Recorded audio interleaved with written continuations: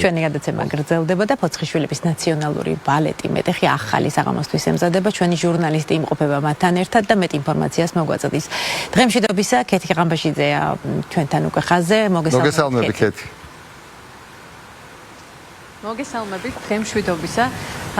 ქართული ცეკვის სამყაროში ზაფხულის სეზონი აქტიურად გრძელდება, იმიტომ რომ ფოცხიშვილების სტუდია, როგორც აღნიშნეთ, სოლო კონცერტისთვის ემზადება. ბოლოს არეპეტიციო ნომრები მიმდინარეობს ახლა დარბაზში და სწორედ რეპეტიციის დროს შემოვეჭერით ჩვენ ბავშვებს, ისინი თითოეულ ნომერს განსაკუთრებულად ხვეწენ და ქმნიან მაქსიმალურად განსაკუთრებულ განწყობას მაყურებელთან შესახვედრად.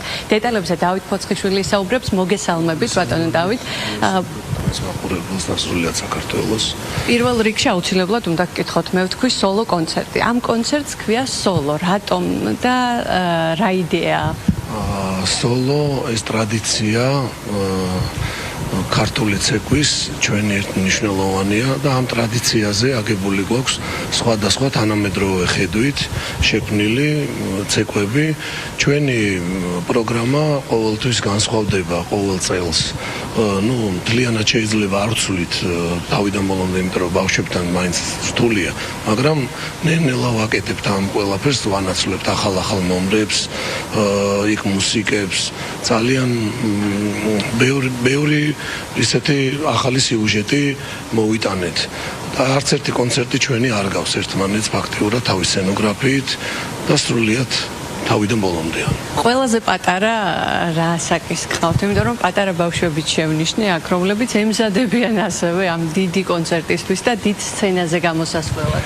სრულიად პატარა 8 წლის, 9 წლის ესეთი ბავშვებიც ყავს ლოვანებით. თუმცა რთულია პროფესიონალურ დონეზე 6 წლის და 7 წლის ბავშვმა იმ დონეზე იცეკვოს, რასაც ჩვენ ვთხოვთ. რას ნიშნავს თქვენთვის განსაკუთრებით ახალგაზრდების დაინტერესება ქართული ცეკვის მიმართ? პირველ რიგში დავიწყებდი, მაინც ტრადიციიდან დავიწყებდი. შემდეგ მოდიან ბავშვები ჩვენთან და ყველგან, სადაც ქართული ცეკვა და სადაც მუსიკა ისმის ქართული, მე ვფიქრობ, რომ ყველა ქართველი ესე უნდა ფიქრობდეს და ესეც არის. მნიშვნელოვანია, რა თქმა უნდა, პირველი ტრადიცია, შემდეგ სწავლობენ ძალიან ბევრ ამას, მეგობრობას, სიყვარულს, ურთიერთობას, გოგოებთან ურთიერთობას, გატანას, დაცვას და ასე შემდეგ. ბევრ ამას სწავლობენ ისე ავტომატურად. შეიძლება პროფესიონალურ დონეზე ყველა დიდ სცენაზე ვერ აღმოჩნდეს და ვერ გაყვეს ქართულ ცეკვას, მაგრამ ძალიან მნიშვნელოვანია ეს ქართულ ხასიათს გამოიმუშავებენ. რახან მსოფლიო მაღიარა ქართული ცეკვა ერთ-ერთ საოცრებად, ასე ვთქვათ, ასე დავარქვათ და ასეც არის. ქართული ცეკვა, მე ვფიქრობ, ერთ-ერთი ფენომენია მსოფლიოში და ეს ტრადიცია სხვა ქვეყნებს რო კონდეს და დამერწმუნეთ, რომ უფრო კიდევ წინ იქნებიან რაღაც. საქართველოს ეს ტრადიცია გვაქვს, ქართული ცეკვა არის როგორც ოქრო, ბრილიანტი და მთელი მსოფლიო ტაშს უკრავს. რა ვიცი, მე მთელი მსოფლიო მოვიარე, ჩვენი ოჯახი მამაჩემიდან დაწყებული 50 წელი სცენაზე. მე არ მეგულება ადამიანი მსოფლიოში, ვინც ქართულ ცეკვას ესე უემოციოდ გაატარებს. რას ეტყოდით პატარებს, რომლებიც ოცნებობენ დიდ სცენაზე მოხვდნენ? პირველ რიგში მაინც ნიჭის მერე მოდის შრომა. შრომა თუ ნიჭი, ნიჭიც არის და შრომაც. მე ჩემი გამოცდილებიდან ვიტყვი, რომ შრომასაც ძალიან დიდი შედეგი მოაქვს და შემდეგ რაღაცას კიდევ უფრო მეც სწავლობენ და უფრო მეტი ხარისხი მოდის. აი ორივე ერთად თუ არის კარგია. რაც უფრო მეც იშრომებენ, ეს ყველაფერში გამოადგებათ.